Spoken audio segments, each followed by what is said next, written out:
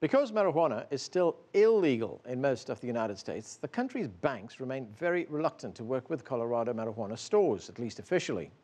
Hendrik Sybrandy reports now on new rules from the U.S. government that are intended to improve that relationship. At Medicine Man Dispensary in Denver, marijuana grower John Deezer checks his plants one by one.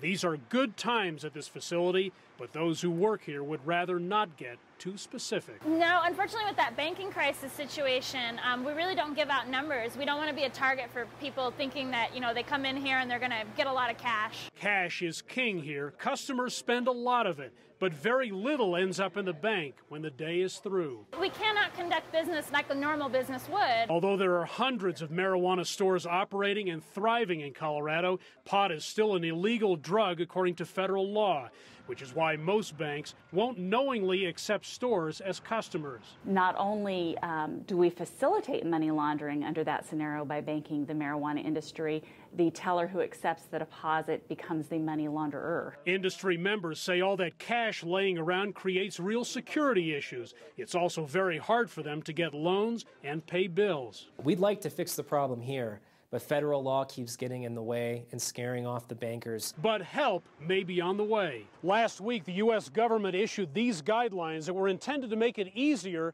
for banks and marijuana businesses to do business together. By following 8 rules, like not working with stores that sell to minors, for example, the feds say banks can avoid prosecution. But many bankers argue that's not nearly enough. The rumor was before the memo came out that we'd be getting a yellow light to bank the industry. We see this as definitely orange-red. Making some calls to local banks right after that came out, we're still getting the red light from all of them. Really, there has been no change. I get their concern that they want what they're doing to be legal and not illegal, just not enforced. Enter Mark Goldfogle, who thinks his cash kiosk could be at least a temporary answer. This reverse ATM would collect all that cash at marijuana stores. The minute it leaves the customer's hands, it's counted, counterfeit checked, locked, and secured away in a machine. A security guard then takes the money to banks that see the kiosk as a responsible option and the new guidelines as the opening to take a bit of a risk. I believe, as a result of these announcements, that a few banks, 1 or 2 banks, will see this and call me up and say, "See Forever Systems, we're interested in working with you." Goldfogle is trying to fill a big need in a rapidly growing business, in which one expert says 2/3 of the stores he deals with have clandestine bank accounts that are often closed without warning. Effectively, what's going on right now in banking is a don't ask, don't tell scenario. But we're bound to ask.